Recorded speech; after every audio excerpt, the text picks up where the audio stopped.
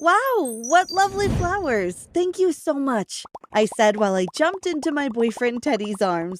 He was the love of my life, and there was nothing anyone could do to tear us apart. You're welcome, Kaylee. Anything for you, my love muffin, he replied while he squeezed me tightly. I had never been this in love before. Well, I was only 17 years old, but I didn't believe that I could possibly love anyone else that much. I knew everything about him. His favorite color, food, place, thing, what he wore to sleep, what he ate for breakfast. I could go on and on. Despite the fact that he came from a poor family, he always found a way to surprise me with beautiful gifts. My parents hated Teddy. They had a lot of money and believed that I should be with someone in my social class. But why should loving a person depend on how much money they had? I believe that someone's personality mattered more. And Teddy had a perfect one, or at least it was perfect for me. But the first time I brought him home for dinner, they frowned the whole time and kept making disrespectful remarks. I was so embarrassed. Even though we were quite wealthy, I was never spoiled, and I was always taught to work hard for whatever I wanted. I worked 2 jobs, and I was paying to finish my bachelor's degree online. I chose to do it online because I didn't want to move far away from Teddy. Anyway, my 18th birthday was coming up, and I was super excited. I just planned to go out to dinner with Teddy. Nothing fancy, but on the day, my parents totally surprised me. When I woke up, the house was beautifully decorated with balloons and banners that said, "Happy birthday, Kaylee!" I found this a bit odd because my parents were never that extravagant. When I got to the dining room to have breakfast, my parents were sitting there. "Happy birthday, darling! We have a wonderful surprise for you," my mom said. "You're really going to love it," my dad added as he passed me a big blue envelope. Okay, I said while opening it. There was a bunch of documents, and I really wasn't in the mood to read. "What's all this about?" I asked. "They're legal documents. We've bought you an island," my dad said with so much excitement I thought he was going to pop. "An island? You guys refused to buy me a cell phone last year, and I'm supposed to believe this? Is this some kind of joke?" I laughed. "No, it isn't. We've also transferred $500,000 to your bank account. We've admired that you are so hardworking, even though you don't really need to be. We believe that we've taught you all you need to know about responsibility, so now we are ready to share our little, or not so little, fortune with you. Now that you're legally an adult, think of it as our investment in your future," my mom said. I looked through the documents carefully this time and realized they weren't lying. Oh my gosh, I thought. This little island is located somewhere in the Pacific. We've already bought tickets for you and Teddy, so you can go there for a while to enjoy yourselves. There's a little beachfront house where you can stay. As soon as you arrive, you'll be shown where to go. My mom smiled. "You bought tickets for me and Teddy?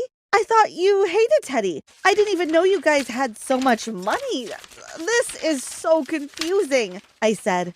"Don't think too much. Go pack your bags and ask Teddy to pack his too. You leave tomorrow evening," they replied. I ran to my room to call Teddy to give him the news. "An island? Are you serious? What are you going to do with an island?" he asked. "Well, I'm not sure. Maybe I could build a hotel or something. Maybe I could sell it and use the money for something else. I don't know. Anyway, my parents have bought us plane tickets. We leave tomorrow night," I said. "Wow, this is so exciting," he said. We used the day to prepare for our trip. We bought a few things we thought we would need and packed a small suitcase because we both hated carrying too much stuff around. The next day, I could hardly contain my excitement. I felt like I was dreaming. Not only did my parents give me the best gift I could have ever asked for, but I was going on my first trip with my dear boyfriend. We would get to share a room and a bed and spend almost all our time together for days. I had never felt so happy.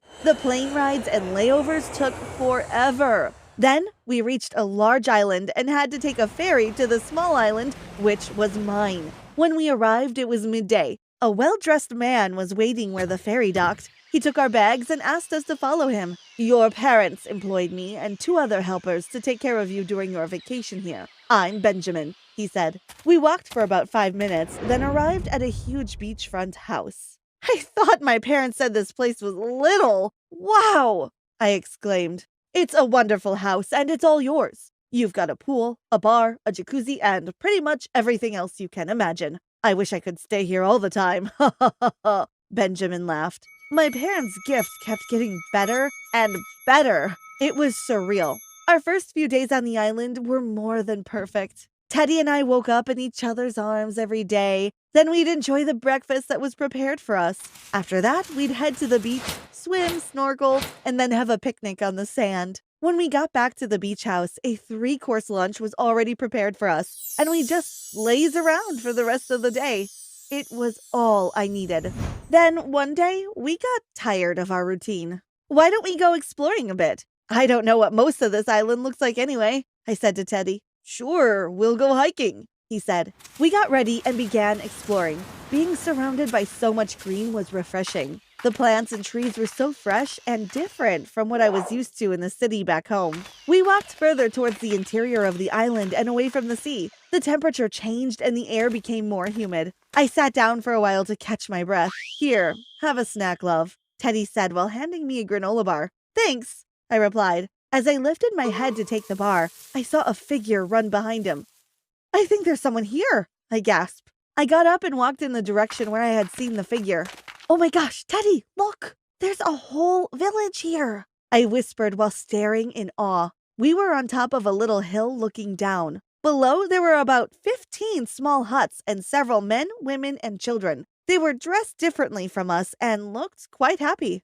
Let's go back before anyone sees us. We don't really know what they're like, Teddy said. I agreed, and we quickly walked back to the beach house. After a most exquisite dinner that night, Teddy and I sat on the balcony looking at the stars.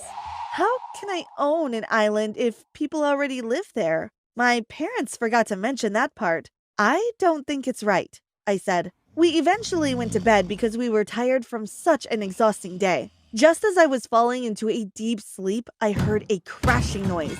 Teddy, wake up! What was that? I jumped. What? He groaned. I had no time to explain because at the moment our bedroom door was flung open and 3 huge men barged in. They looked very much like the natives we had seen earlier. I was frozen. They quickly approached us, tied our arms and legs, and then lifted us into their arms. Help! Stop! We both screamed, but no one heard. Not even the servants who should have been downstairs sleeping. I couldn't understand how all the noise hadn't woken them up. They carried us out of the house and walked through the bushes until they reached the little village we had seen earlier that day. We were taken into one of the little huts and thrown on the floor. Why have you brought us here? What have we done wrong? I cried. Please, let us go, said Teddy while shaking. They replied, but we couldn't understand what they were saying. I continued asking them to let us go, and eventually we were gagged so we wouldn't make any noise. All I could do was cry. I was so scared. We were left there for 3 days. Occasionally, the gags were taken off, and we were force-fed water and fruits. Then, on the 3rd night, I heard someone speaking English in the distance. The voice came closer, and I realized it was Benjamin. He was talking on the phone. He looked inside, and we pretended to be asleep.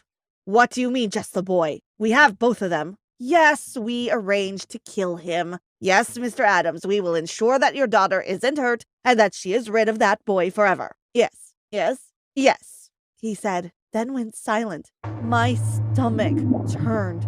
Was this all a setup so my parents could get rid of Teddy? How could they do this? Teddy looked like he was about to cry. We had to find a way to escape, and I knew we were both thinking it, but we had no idea how. When there were no more noises outside, I started thinking. The only thing in the room was a lamp, and the fire was growing dim. It became clear what I had to do. I had to find a way to get to it and burn the middle part of the ropes which tied my hands together. It took a lot of struggling, and Teddy kept looking at me like I was totally insane. But I got my hands loose without burning my skin too much. I ungagged and untied myself and Teddy. Let's go, I whispered. We got up and ran. When we got back to the house, it was in complete darkness. Quick, grab your cell phone and let's go live. Let our followers know everything and get them to contact the police at home. If we have a hard time getting through this, at least they'll know where to search for us, Teddy shouted. I grabbed my phone and did as he said, then we packed our bags and went outside to hide until the sun came out. After we went to the place where the ferry had docked when we first arrived on the island, there was nothing there. How exactly are we going to get to the island with the airport? I asked. "Look over there," he said while pointing to his small fishing boat. There appeared to be a little engine attached. "I'll use my phone to get the correct coordinates. Come on, let's go. I've never done this before, but we have no choice," he said. I fell more and more in love with him. "Teddy, you're so amazing. When we get back home, I want to marry you," I said. He smiled at me as we sped away in the boat. We made it to the island safely and went straight to the airport. We were able to purchase tickets right away and would only have to wait until the afternoon to leave. It was a long wait, but I felt grateful that Teddy and I were together and that we were alive. When we got back home, there were thousands of people standing there and so many reporters trying to interview us. Apparently, our live stream went viral, and everyone was concerned about our safety. I grabbed Teddy's hand, and he let go quickly. I wondered why. Suddenly, a beautiful girl jumped out of nowhere, straight into his arms. "Teddy, I missed you so much. I was so worried." He held on to her tightly and said, "I'll never leave your side again." Then they kissed. I nearly fainted. I stormed out of the airport and took a cab home. Later, I found out that he had been engaged to that girl way before he had even met me. He was only using me for money. He never really loved me. And the worst part of it all was that he never even bothered to reach out to me or to apologize. I instantly regretted my decision, which led to my parents' arrest. They had seen right through him and just wanted me to be with a better person. I should have left him on the island, which was never mine, by the way. I felt betrayed by everyone.